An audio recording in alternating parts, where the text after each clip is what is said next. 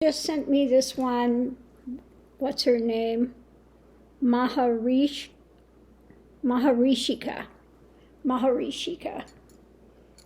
And she's giving satsang. Satsangs are talks. It means association with truth. That's what satsang means. And, trying to explain these things in logic, like people are going to get it.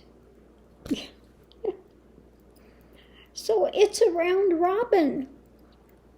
You're not going to get to enlightenment by logical mind, by listening to satsang, and all of a sudden it's going to be, I got it now. It doesn't work that way. And then I just heard her talking about, in enlightenment, and then you come back to the body and you need to pull it out of the mud. You need to pull it out of the mud? No, the body is not in the mud. Yeah, when you come back to consciousness, so to speak, come back into the physicality of form, then there are transitions that happen. But to say one's in the mud, no. No, I don't get that at all. At that point, everything is so, how do I want to say it, expanded.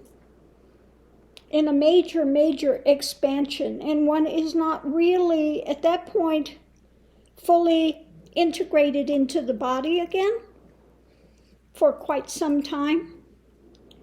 When one comes back into that conscious awareness of physical form, what happens is, you're in a bliss state. You're in a, and this can be for some years. You don't want to speak with anybody because it feels superfluous. It's,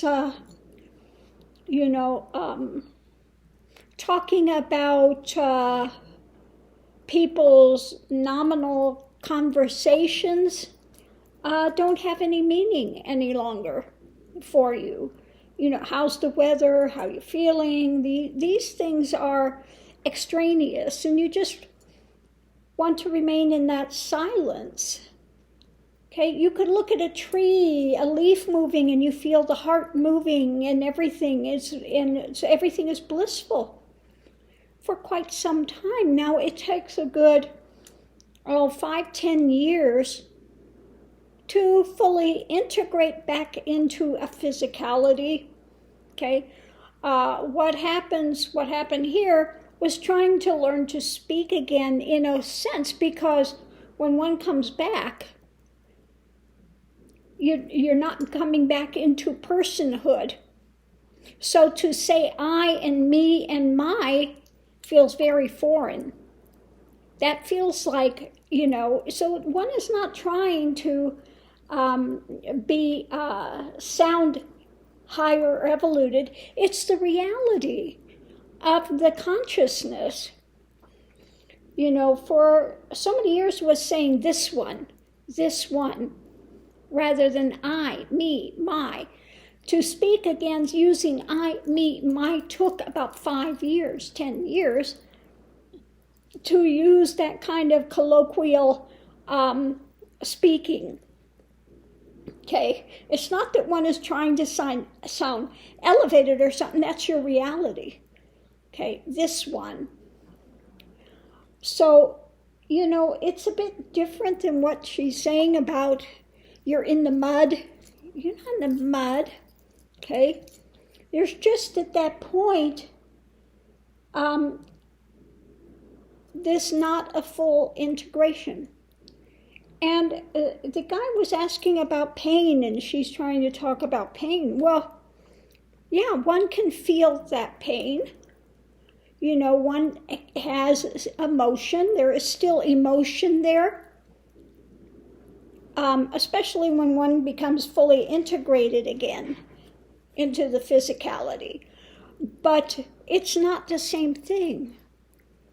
no matter what happens, and the external persona will be seen to be the usual stuff, but inwardly, at the center of being, there is that stillness. There is a still core that's never touched by any of these things, okay? So that's what people don't understand. There is an internal core. It doesn't mean one doesn't feel those, but they are very short-lived, okay? Those emotions come, they pass through, and it's very short-lived, okay? Now, for people in just the mind of duality, okay? For them, if something happens, it just keeps circling like this, okay? In realization, it happens, but it's like a ripple on the top of the water. But underneath that ripple, it's still. So one's aware of that ripple on the surface, but underneath of it, there's that stillness, and that ripple ends pretty quickly.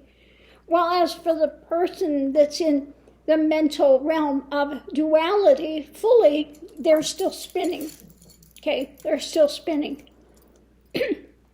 So that's the difference.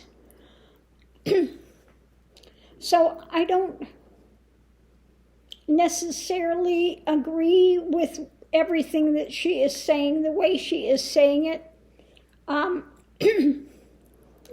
can only give it from the perspective here, from what's lived here, what's been lived, and what continues to be the reality here. Yes, I stopped. I don't travel giving satsangs anymore, because you get people that are trying to be elevated, trying to learn the speak of non-duality speak. You get these satsang sellers who say there's nothing to get, there's nowhere to go. That's baloney. I don't care how much you want to say that you're the divine is, or whatever you want to call it. If you are suffering, you are not there, okay? In realization, yes, one can feel pain, but it's not suffering. There's a difference between pain and suffering mind, okay? Yes, you can have the physicality of pain, but you do not have a suffering mind any longer. So that's a huge difference that takes place. So what else can I say on that? If people actually wanted satsang, I would be happy to be doing satsang on various subjects, whatever. But again, I see these satsang circuits of people going, and it becomes really kind of a spiritual circus, because people want to feel, and they become very ungrounded. A lot of these people you see going to their in non-duality ones are very, very ungrounded, and thinking that that's a higher vibration. It's not a higher vibration being ungrounded, okay? That's not where one wants to be.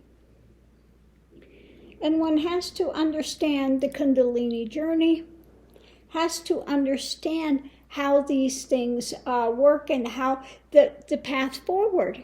Yes, there is work to be done. It happens by grace. Realization takes place by grace.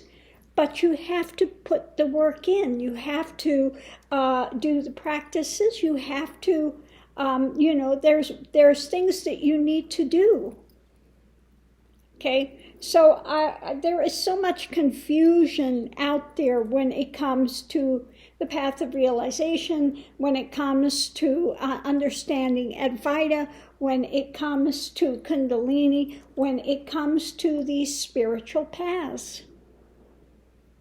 Okay, when it comes to understanding the difference between Hinduism, Buddhism, Christianity, all of those have their own particular dynamics. Okay, so I'm going to leave this here. Much love and light, and I'll see you on line.